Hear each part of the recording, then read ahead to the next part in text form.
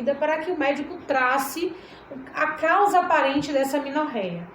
Tomografia do sistema nervoso central, tá? Exames clínicos e complementares. Esses complementares a gente inclui aí os exames hormonais, as taxas hormonais, tá? Porque uma disfunção hormonal também no corpo da mulher, ela pode causar uma amenorreia. Exame ginecológico, observar, por exemplo, se há secreção mamária, que é o que a gente chama de galactorreia, tá? Observar aspectos da genitália para que a médica ginecologista esteja detectando alguma possível infecção ou alguma DST associada, né? Exames laboratoriais como urina e sangue, tá? O tratamento para essa amenorreia é estabelecido visando atacar as possíveis causas dessa amenorreia. Por exemplo, se essa amenorreia for decorrente de uma gravidez, não existe o tratamento, porque quando ela passar a gestação, a menstruação dela vai descer normalmente. Mas se for, por exemplo, por uso de anticoncepcional, né? E aí tem que ver quais são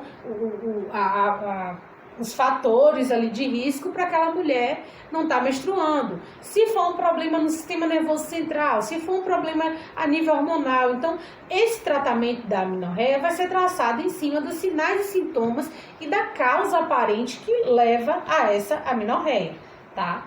E aí a gente já falou de dismenorreia, a amenorreia e a gente entra na leucorreia. O que é a leucorreia? É aquele famoso corrimento vaginal. Tá?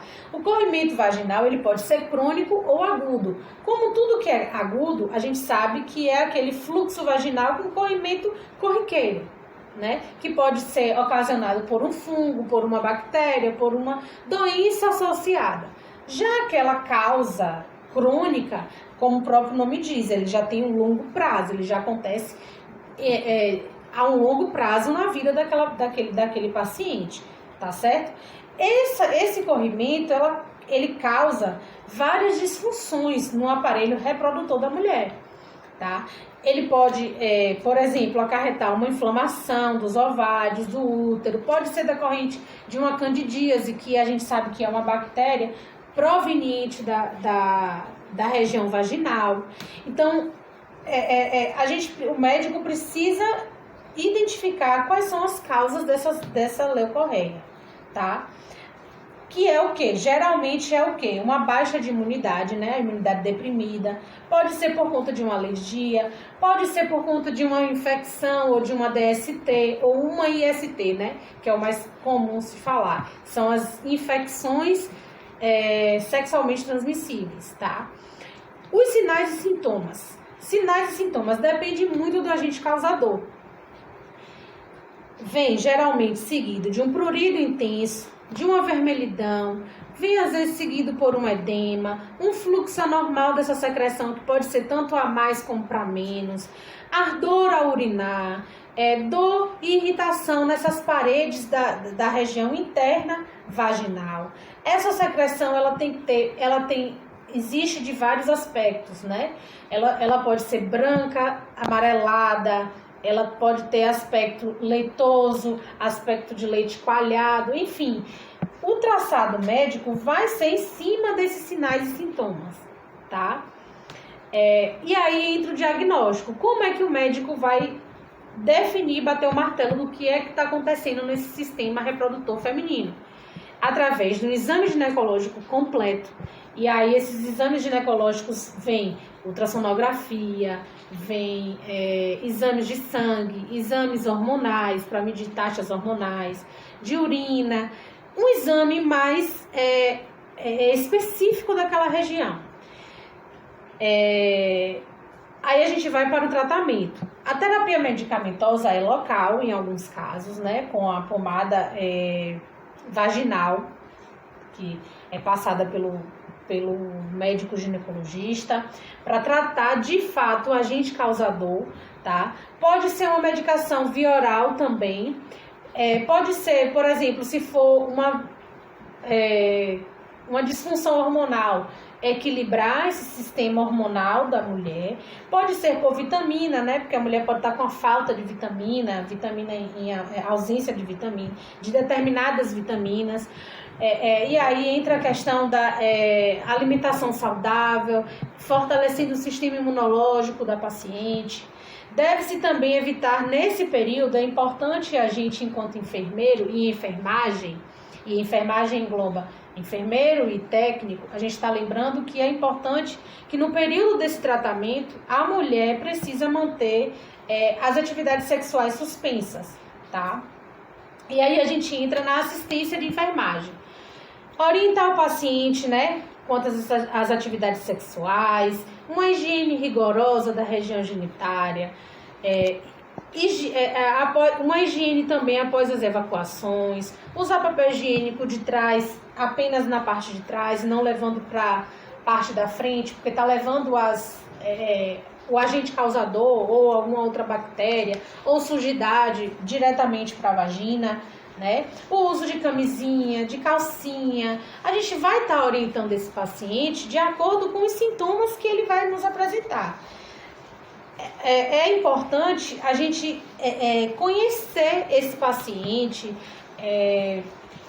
tá orientando a ele em relação à vida, né, a questão dos parceiros sexuais, o cuidado que se tem que ter, o uso de calcinha de algodão, o uso do absorvente. Então, assim, a gente precisa estar orientando esse paciente de acordo com o estilo de vida que ele tem, tá? Que ele leva.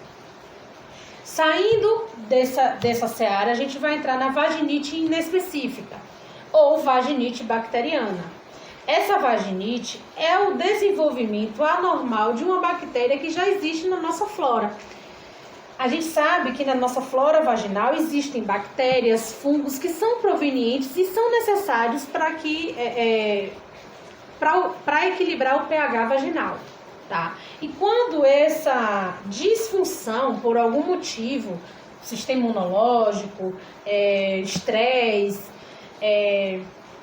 por algum motivo ele pode se desencadear, tá? Ele pode vir à tona, né? Quando ocorre esse desequilíbrio da flora vaginal, ocorre o predomínio dessas bactérias. E ocorre também, ou bactérias ou fungos, tá? Originando situações adversas.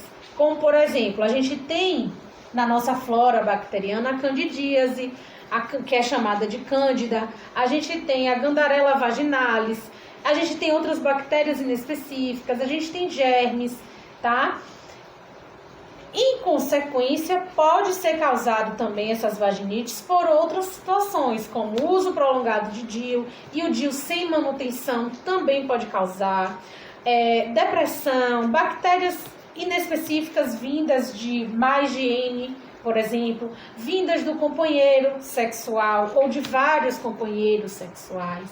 O uso indiscriminado e sem orientação médica de antibióticos também podem acarretar para essas vaginites, tá? E aí a gente vai para os sinais e sintomas. Corrimento, pode ser amarelado, acinzentado, com aspecto leitoso, de leite talhado. Tem bolhas específicas na superfície vaginal. Odor bem típico. Pode ter um edema, vermelhidão, coceira, que a gente chama de prurido. Pode ter ardência, né? O diagnóstico é um exame ginecológico completo, específico para aquela região, mais voltado para aquela situação, e exames laboratoriais também.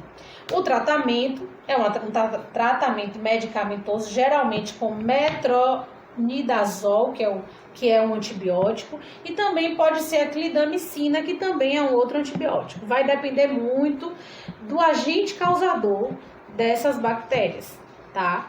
E aí a gente tem algumas complicações. Quais são essas complicações? A mulher pode ficar infértil, pode ter, se ela estiver grávida, ela pode ter um aborto espontâneo, infertilidade, endometriose, pode ter ruptura prematura de algumas membranas vaginais, o aumento de risco para infecção também do HIV, pode ter um risco de contrair outras infecções como gonorreia, e durante a gestação ela pode ter uma prematuridade, né, uma prematuridade da uterina, tá? E aí a gente entra em Peyronie.